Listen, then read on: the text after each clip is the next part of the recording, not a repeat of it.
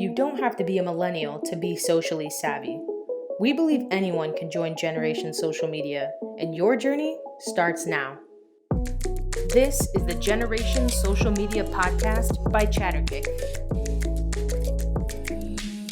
Welcome, everybody, to another episode of Generation Social Media. I'm so excited to have our guest with us today, Dale. I want you all to meet him and have him tell a little bit about himself. But we are going to talk about the world of NFTs today and cryptocurrency and the Web 3.0. And before we get too far in, Dale, I want you to be able to tell our audience a little bit of background about yourself. I had a chance to look at your LinkedIn. It sounds like you have a very vast background in the agency space and in with brands. So give us a little intro to yourself and what you've been working on. Great. Thanks for having me. And I know all about uh, peeping and creeping on other people's LinkedIn, especially these days. Just trying to, you know, check on people's backgrounds and honestly trying to find like-minded people with that sense of curiosity to where they may have been doing one thing for a good long while, but then they have this bug, this drive, this something to go off and explore and go off and pioneer, something new. And I feel like that's what we get to all enjoy right now here, in the 2020s. I grew up overseas in Southeast Asia. I was born in Thailand and moved every 2 or 3 years. And I became fascinated with advertising because our family, they would record VHS tapes, if people remember what those are, Yeah. and of like TV shows, the Cosby Show, Golden Girls, and all this stuff. And I would watch the commercials as if they were a show also, and just watching the tapes over and over and over again. And when I grew up and finally realized, like, wait, that's someone's job. Like, you get to make those like little mini 30-second mini movies.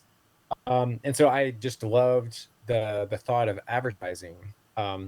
Not the selling, not not that part, but creating the medium to create something that wasn't like a multi-year movie type thing, which I'm sure is great, but having that opportunity to really kind of reach out and just open people's minds to new things. And toy commercials was something that was obviously huge, when you were young.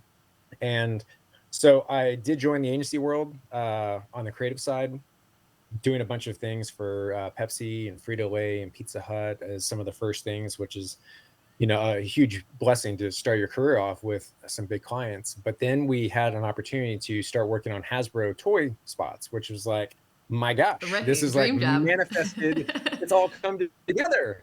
So I was the creative director for all the boys brands for 5 or 6 years for Hasbro. And we were literally making these little mini movies because we realized that like advertising is like more tied to selling.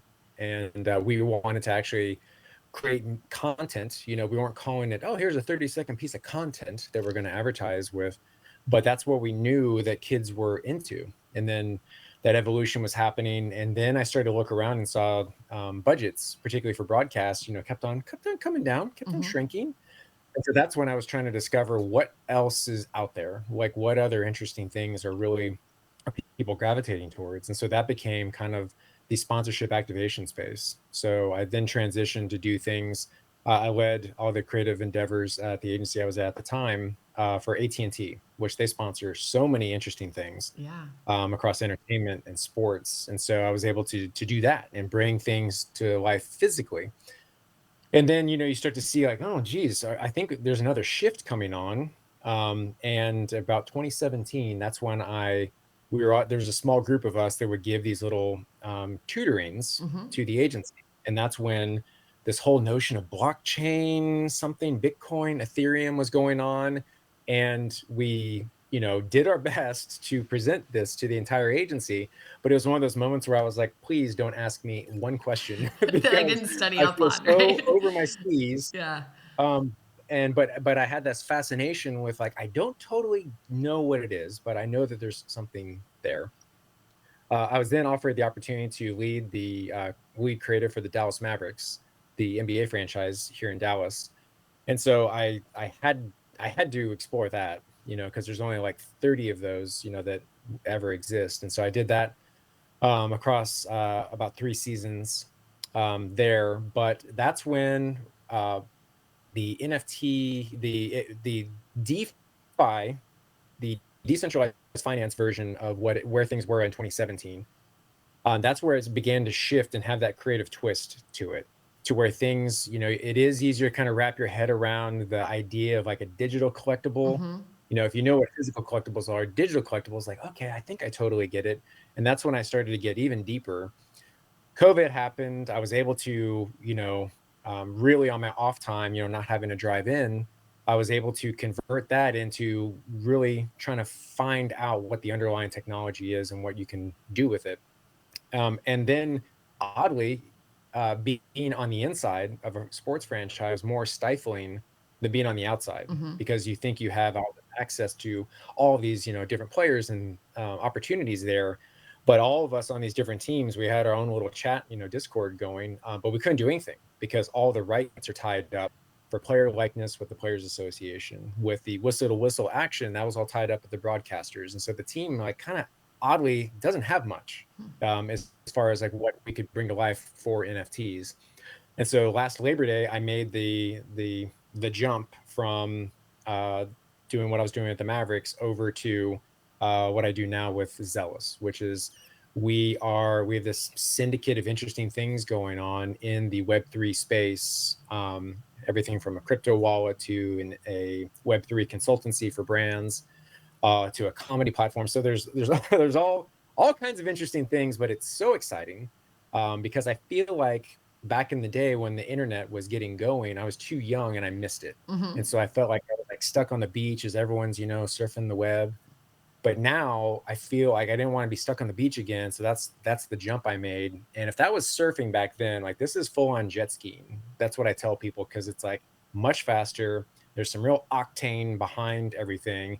You get hit in the face with water constantly, but it's invigorating, and you're gonna wipe out, but you get back on. And so I'm living my best jet ski life. I love that. That is a great analogy. And just for people that may not have an idea or don't even like have entry level knowledge, can you just break down like a couple of the vocabs for people?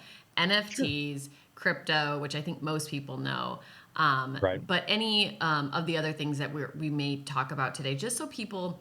I was trying to describe this to my 11-year-old the other day, and I realized how much I needed to educate myself because it is a little bit tricky to communicate.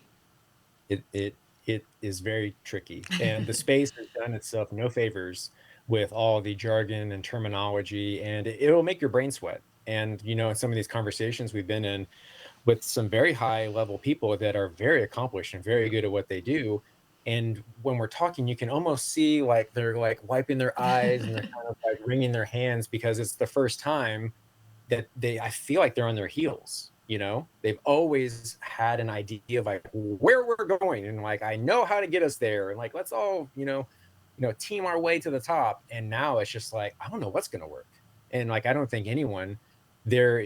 I would never classify myself as an expert in this space, but I've allowed my natural curiosity combined with my intuition and just tried to do our best. Hmm. And that's the one thing before I even get to a baseline is take a breath, and everyone just enjoy the learning process. Back when you're like your whatever your favorite class was in college or high school, like everyone, even if you hated school, there was at least one teacher, Right. one class that really flipped the switch for you. And so I advise people to, don't just start Googling, Web3 terminology or crypto terms. You really, if you love macrame, if you love golf, there's probably already a project out there that's kind of sniffing around the space. And it's so much easier when you have those nouns that you're Yes. already interested in to then contextualize, oh, okay, now I get it. What was this is now this over here. So the most baseline thing is if you hear Web3, it is basically classifications of the earliest iterations of the internet, kind of like the 90s. Hmm. Yeah, let's say that the 90s, that's when people first started getting, some access. That's referred to as the information economy. So that is where there were centralized sites like Yahoo's main page, AOL's, start page, and they were all centralized because if you there wasn't even like really a browser, like there wasn't keyword search back then. You had to like key in exactly, yahoo.com / and you had to get in the HTTP right. Otherwise, you didn't go anywhere because it was like one-to-one connection, kind of, not even peer-to-peer, just like user to the platform. And so that's the web one. So all the information was controlled by, whoever it was, Yahoo, AOL, and you, the user, were going there and just taking whatever, you could get. All information based. Shifting more to the proliferation of technology, mobile plays a big part in Web 2, which is kind of like the platform economy. That's where you started to see these megalith, entities create their own platforms. So there wasn't just like an information page. It was an opportunity for someone like a Facebook, named at the time, to where you could go there and it wasn't just read only. You could actually write. You could actually, curate your own stuff. You could actually form little groups and you could do all these different things. But it was still centralized and controlled. And that's where the whole phrase of like, if you're not buying anything, if it's a free service, that means you're the product. And in a sense, it was. If you're putting content out there, they are using your content to inspire or entertain other people. And the monetization was, okay at best. You hear stories about people on YouTube that are making tons of money. Sure, that's the 1% of 1%. Right. But the average person who's like really trying to grind it out, they're not really able to monetize it because the house always wins, so to speak. That's Web 2. Web 3 represents this decentralized economy to where instead of going to a fully owned entity to do any type of reading, any type of writing, any type of interacting, it's a decentralized thing to where no one truly owns the platform. If it's a truly, Web3 decentralized entity, it's a conglomerate of different cohorts to where even the processing, even the back end computational power, even that's decentralized. So it's not set up on like an AWS, server rack that's in, it takes up acres in New Mexico or wherever it's actually decentralized by all the people, you hear Bitcoin mining. So the mining is referring to just the processing of the transactions and the computational power that this decentralized group of people are doing to basically support and create that technological backend. Yeah, that's a really great explanation of all that. I think there's I've heard a lot of different descriptions of Web 1, 2, and 3, and I think you really nailed it there. Do you also think that Web 3 is interesting because of the currency that's playing into it, where it was like Web 1, internet, Web 2, peer-to-peer platform, and then Web 3, we have peer-to-peer, like no more platforms, and then we have money, we have finance, right. Whatever, however, currency basically that layers onto that right. piece of the internet. Well, I think, when you hear currency, it really all comes down to, what is a store of value? We are a value-based species, and people put different levels of value on certain different things. Like some people value experiences, and some people value money, and some people value baseball cards, and some people value gold coins, stamps, fill in the blank. And that's essentially what creates these little micro markets. And so now we're in this day and age where faith in different stores of value is there's attrition going on. There's softening, and we're seeing it, right now, just on the macroeconomic scale. Every single sector, every single market is down. The whole crypto world is down big time also because the faith in those systems has eroded a bit. But the exciting part is when you're able to shift to this more digital form of currency. A couple easy things happen that the efficiency of just the way we interact increases. But then you have these much more novel and just very innovative approaches to where, if you are just a participant in a group or a club, you're able to receive, coins for your contributions just to a conversation. So previously, like, I don't know about you, but like, I've never been in a cocktail conversation, and someone's been like, you know what, that's a great point. Here's a $5 bill. Okay, that was great. That Right, joke was hilarious. Here's a right. $10 bill. But now, even in some Discord groups that I'm on, there's a tipping system set up. And, one group in particular called Jump, it's officially a DAO, a Mhm. decentralized autonomous organization. And we're able to tip each other with Jump coin. And so that's, we're attributing value to people's worth to the community, which I've never really been a part of before. It's been very transactional. If I Interesting. do this, you give me that. So that's where the digital currency, that you would refer to more as like a monetary piece. But there's also social currency, and that's what's the really driving force, I think, to a lot of the NFTs, the non-fungible tokens, to where people are converting real US dollars Mhm. into a cryptocurrency like, probably Ethereum or ETH right now, to buy, some type of, for lack of better terms, a JPEG. It's a smart contract associated with the JPEG that's also part of the ride, which brings, to utility, so it isn't literally just a JPEG. But that's where you see popping up on Twitter, and even some people are changing their profile pics in LinkedIn as that social currency, that social flex of, I've been so in on this space that I got in cheap and I bought, a Bored Ape Yacht Club, NFT. So I'm able to signal to people that I'm in the know, Mhm. or I have $1 million to spend on a JPEG NFT.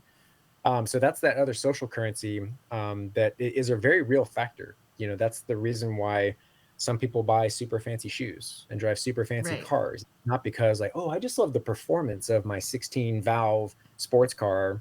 It's because you want to rev the engine at a stoplight and you want people Right. to check out your your yellow sports car. That's why Right. you do it. So let's talk about use case, because one thing that's really interesting for me, and I don't know the rationale and reason, I could probably make some guesses, but it feels like marketers tend to be like ahead of this. And I don't know if it's because they're working with brands that tend to innovate, and so they kind of really push forward some of these new ideas and innovations and technologies. But I am in agency groups, and there is so much noise and just good information, really, about the NFT space and about Web 3.0. What's some examples of how brands and businesses are using, let's just take the NFT space, because maybe that will help our listeners understand, like, what could this mean to my business, even if it's not a giant conglomerate or big brand. Right. But I've classified the where we are right now as the cotton candy phase. And if you look back at just even in your own career, there's always some new technological innovation and they always have a cotton candy phase. So when the iPhone came out and app development was exploding, like the number one app was like a beer pouring app, which is like, what are you going to do with that? Well, like, other than like, hey guys, check this out. That's a very cotton candy use of mobile technology back in the day. So right now, that cotton candy phase comes in the form of very creative, very artistic driven projects that right now the people haven't totally, I think, capitalized or figured out like the they're there. Mm-hmm. So you have these collections that come out and it's just like, we've made 10,000 of these awesome looking things, and someday, just you wait, They'll be someday, worth money. yeah, they'll be worth money. And the roadmap, like, now that we have $10 million for this sale, like, we're going to be building this game, we're going to be building this metaverse, we're going to be doing all these interesting things, but just you wait. And that's where some people get excited, and then some people start to get nervous, because you have people who may have been their first love, actually programming in some of these languages, for some of these blockchain technologies. But that doesn't make them a good video game creator. Mm-hmm. That doesn't make them a good marketer. That doesn't make them all of these different things. And so there's a lot of people that are, frankly, just winging it. They come from, I want to think that most come from a good place. They aren't trying to scam people, Mm-hmm. out of, their money. But you do hit that the reality plank has been smacking some people in the face recently, to where people in these that have bought into these collections realize, oh, there is no there, and these people are not going to get me there. Where I think brands have the biggest opportunity is very similar to when mobile app development was a thing, when real interesting, web experiences were a thing. A lot of those were kind of financially backed by brands, Hmm. because you would find this like tiny little, digital studio or this great agency in Iowa that has a thought and a premise and a prototype, and it was brand funding that was able to like really put some kerosene on it and push it into reality. We did that a ton with AT&T. They were an excellent partner in innovating things in that space.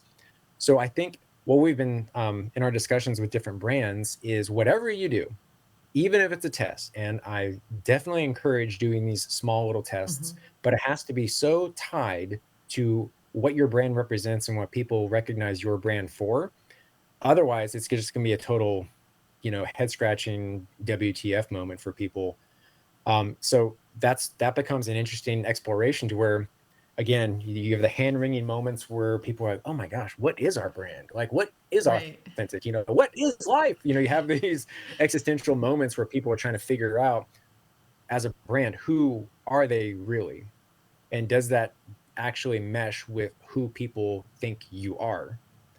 And but out of that, you do get some fruitful territory of with this technology and being able to have not a physical doodad that you hand out, at a sponsorship activation, but a digital one that is now in their, someone's wallet. So all these tokens have to be held in a crypto wallet, that you're able to have this different consumer relationship with them on a wallet to wallet basis, wallet to brand basis, versus just an email listserv basis, versus just another CRM program that you might have already had, historically.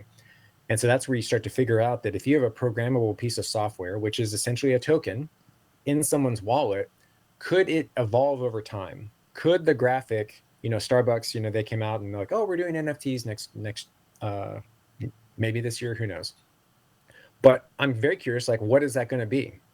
And how does, whatever they do from an NFT space, will that encourage me to like the brand more? Will that encourage me to try a new drink? Will that encourage me to up my thing, from one more drink per week? That's where it's like a new tool in everyone's toolbox to just tinker with. But at the baseline of that, it has to be authentic to that brand's DNA. Yeah, and I see this in terms of how some of the brands are doing this, is almost just like opening another line of communication and a connection point to their audience. And it's probably because there is some technology behind it. It's probably more tethered than, like, let's say if you have someone like your Facebook post, and you still have a way and a method to communicate, but if you have a connection to them through this NFT world, it feels like that tether may be a little bit stronger, and maybe the future opportunities could be a little bit more vast. Let me break this down because I want to make sure that I'm understanding this correctly. And I've heard this analogy used, and I'm curious to know what you think. So, Sure. to simplify NFTs, to me in my brain, they kind of feel like if you had a piece of artwork, and I am the artist, and I make the piece of art, and I say I'm going to have 10 like replicas of this, and the people that get this artwork now are in like a membership to my next opportunity. If I do another painting, or if maybe now I want to invite you to an exclusive art show, or I can communicate, and that is like your ticket to get in. Is that correct? Does that kind of how a lot of these brands are kind of viewing this? It's almost like a royalty on that kind of quote unquote artwork, that technically is probably like you said, a JPEG or an actual graphic file. I think that's a great example. One that has been done, to where now you do have these artists. 3 years ago, there's some digital artists that were like probably driving for Uber or DoorDash just to make ends meet. And then suddenly they have this way for their work not only to be seen, but also procured in a much easier and more efficient way. And they're able to also build, these very almost zealot-like fandoms. But it is the smart contract, the lines of code and data that are tied to that visual layer, the pretty picture, that piece of art, that's the visual layer. Mm-hmm. But the underlying piece of, tiny software that's at the contract level, it's attached to that layer. That's where you're able to prescribe a royalty to that. So there's never been a time in the history of mankind where artists have been able to continue to make money off of the initial sale of an art piece. Like Van Gogh, he died, I think, penniless. But now you have every single time one of his work sells, whoever the previous owner is, they made like 20%, if not more, just on that. So now, just with your example, you are so able to associate like a royalty. So secondary sales, 5%, 7%, whatever, is able to immediately draft back over to whoever the progenitor of it, the artist, they would be continuing to collect that. But then, just like you said, you can also associate a membership model to where this digital thing that you bought, the real world, the IRL opportunity is, I'm going to be in Miami for a physical party, first look of my next, showing, and the only people who have access are people that bought my original, NFT Mm-hmm. artwork. So that ends up being something that I think a lot of people, and a lot of artists and a lot of communities have been flipping the switch on, to where digital is going to have transferable physical upside. And I think the convention space is another one that you're going to start seeing, more and more ticketing comes in the form of an NFT. And they're able to, lock in your identity, your passport if you're international, your driver's license, to the NFT. So it really becomes kind of like a one-stop shopping, to where this NFT is now not only your ticket, but we also have verified your identity, and it's also your Sapphire Club membership that gets Right. you behind the red rope. That those are the different things that, again, people are just trying to experiment and tinker with, to see like what exactly can this new technology do.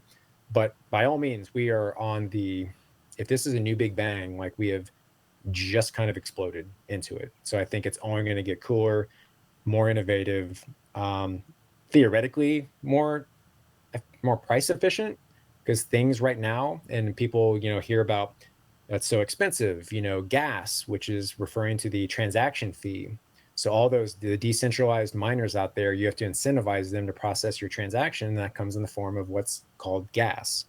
That's all a transaction fee. Right now it's still kind of expensive. There's a sustainability issue. So people know that computers use a ton of electricity, and these Bitcoin miners and these rigs generate tons and tons of heat.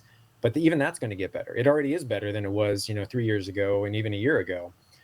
So it's just like every technological cycle, it's going to get better, faster, cheaper, cooler, and you can just connect the dots. If just even your phones, like how crappy, yeah, at the time, the iPhone was amazing, but if you look at it now, you're like, this thing is like tiny. I can't read anything. Nothing really works very well, because everything gets better. What do you think, as we kind of round this out here? I know we gave people a lot of information. If you're a business owner listening to this, where do they start? Because obviously there's a lot of learning that needs to be done in some of these spaces, and depending on your business model, right? A B2B manufacturing company is going to have a very different use case than a consumer packaged good item. So where do you think that people should start? The I think you have to do it for real. If you feel like you have, you know a gun to your head, that is not a good spot. If you feel like your job is on the line, or I got to figure this junk out, that's not that's not the mindset I would encourage people to have. I this sounds this sounds weird, but what I used to do is I would go upstairs into our office and just kind of be by myself. And just like that first time I went into a library, or like a Barnes Mm-hmm. and Noble bookstore, and you're just like, well, okay, so I can just really wander around and look at the cover of all these different books. I mean, that's where the internet is a fascinating resource, to where, like I said, whatever topic you're into, if you just add Web3 or NFT or some of those other words to your search, you're going to get something back. Google Google's amazing at what they do. You're going to get something back, and you just have to click through curiosity and start to read. There are lots of great minds that have been at some of these big corporations doing more web 2y type stuff, but they've been fascinated and they've been pulled over and they've left incredible jobs in order to go pioneer something new in the web 3 space. And they've been writing things on Medium. So Medium is a platform where people, it's kind of like, what WordPress was. WordPress is still a thing, but you have things like Medium and Substack. And so it's all these great thought pieces that are basically free. Yeah, you can subscribe to some people, but that's how I did a lot of my tutelage and learning. But it's also, you will find your brain will sweat, and you have to be comfortable with it. Just like when you go to the gym, if you feel like you're like, man, I'm kind of out of shape, I need to like skill up, I need to, build my physical body. This is, you're building your professional, your mental body, and you're not going to get there scot-free. It's going to take sweat equity to put into it, but I guarantee you, if you do it, it's you just start to pick it up. Right. And I think There's that oh, sorry. Go ahead. I think that what you said is so powerful. And going back to the workout and gym analogy for businesses, you don't want to like start running the day you have to run a race. And that's my biggest, Right. I think, tip to businesses is you got to start training. You got to understand the vocab. I love your tip of just Google the word that maybe makes sense to your business plus NFT Web 3.0. So if you're in B2B, trade shows, I bet they're all thinking about conventions, as you mentioned, this stuff. Different pieces of your business and audiences. It'd be a really great just exercise for people to explore within their business category. So I think that that's some really great advice, Dale. Anything else before we close it down? I really appreciate your time today, Dale. And Sure. if people want to connect with you, Dale Alexander, what's the best way to get a hold of you? The probably LinkedIn. That's the I'm always there. By the way, LinkedIn, that has become another great resource, an easy resource. If you're already, semi-active on there, um, if you just start following a couple key people, your feed will start to have some of those nice migratory, thought pieces that people do. And I say migratory because, I don't think it's the conversion's not going to be a flipping of a switch of web 2 to flip web Right. 3 switch like that. That's not going to be a thing. It is absolutely going to be a migratory process and shift. So if you just go to LinkedIn and just, start following someone in the space, your feed will start to have those people, and then things that person, commented on or liked. And that's where I think it's a good toe dip into these waters. And again, like if you are on LinkedIn, that's probably, a resource that you're already getting some value from for what you're doing right now, especially, B2B.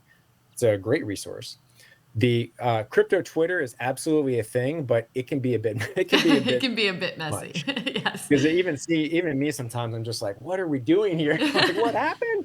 This is the best and the worst of the internet in one place. Isn't that Twitter though? Generally speaking, my guess at your audience is that LinkedIn will be a good starter set to check it out. But I also leave everyone with this: like, you absolutely can do it. That doesn't mean that you're going to like open up a terminal and start writing smart contracts in Solidity. Like, that's not that's not your thing. And don't convince yourself that has to be your thing. You are absolutely able to find your thing in this new future state. I love it. That's some great parting words. And thank you so much for being on our show, Generation Social Media Podcast today. I learned so much and had a wonderful time visiting with you. So I know our audience will as well. So with that, join us next time for another episode of Generation Social Media, and we'll catch you there.